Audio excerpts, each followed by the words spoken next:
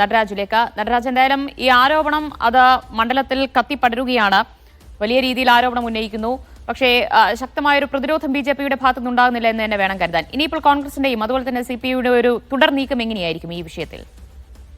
അറിയാവുന്നതുപോലെ ബിജെപിക്കുള്ള ഏക ലോക്സഭാ സീറ്റാണത്. ബിജെപിക്ക് ഏത് ശക്തിയുള്ള കേന്ദ്രങ്ങളിലൊന്നാണ് തൃശൂർ.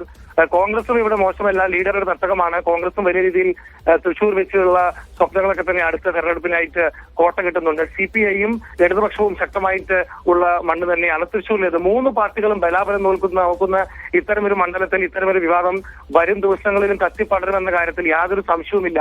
കോൺഗ്രസ് വോട്ടർ പട്ടിക മുഴുവൻ വീണ്ടും പരിശോധിക്കുമെന്ന് നേരത്തെ തന്നെ വ്യക്തമാക്കിയിരുന്നു. ആദ്യ വടി പൊട്ടിച്ചതും ഇക്കാര്യത്തിൽ നിലവിൽ കോൺഗ്രസ് ആണെന്ന് വേണമെങ്കിൽ പറയേണ്ടി വരും. കാരണം തെളിവ് സഹിതം ഇത്തരത്തിലൊരു ആരോപണം DCC പ്രസിഡന്റ് ഉന്നയിക്കുകയായിരുന്നു. കഴിഞ്ഞ ദിവസങ്ങളിൽ തന്റെ ആരോപണം VS സുനിൽകുമാർ ആവർത്തിച്ചിരുന്നു എന്ന കാര്യവും മറക്കുന്നതല്ല. പക്ഷേ രാവിലെ ബിജെപിയുടെ സിറ്റി അധ്യക്ഷൻ പ്രതികരിച്ചത് VS സുനിൽകുമാറിന് മാനസിക രോഗമാണെന്നും അദ്ദേഹം തോൽവി ഇപ്പോഴും അംഗീകരിക്കാൻ തയ്യാറല്ലെന്നും സുരേഷ് ഗോപിയുടെ വിജയം ആരും അംഗീകരിക്കുക എന്നത് ശരിയല്ലെന്നുമാണ്. ഇത്തരത്തിലൊരു ഡിഫൻസ് BJP എടുക്കുന്നുണ്ടെങ്കിലും സുരേഷ് ഗോപി ഇക്കാര്യത്തിൽ ഇതുവരെ പ്രതികരിച്ചിട്ടില്ല എന്നുള്ള കാര്യം കൂടി ശ്രദ്ധിക്കേണ്ടതുണ്ട്. എന്താണ് കേന്ദ്രമന്ത്രിക്ക് പറയാനുള്ളത് എന്നുള്ളതാണ് ഇനി നാം കാണേണ്ടത്. അതുപോലെ തന്നെ തെരഞ്ഞെടുപ്പ് കമ്മീഷന്റെ നീക്കങ്ങളും നിർണായകമായിരിക്കും. അല്ല, ഇവിടെ ബൂത്ത് തിരിച്ച് വോട്ടർ പട്ടിക പരിശോധിക്കാൻ തന്നെയാണോ കോൺഗ്രസ് ഒരുങ്ങുന്നത്? നടരാജ്, വിശദമായൊരു പരിശോധന വോട്ടർ പട്ടികയിൽ നടത്തുമെന്ന് കോൺഗ്രസ് പറയുന്നുണ്ട്.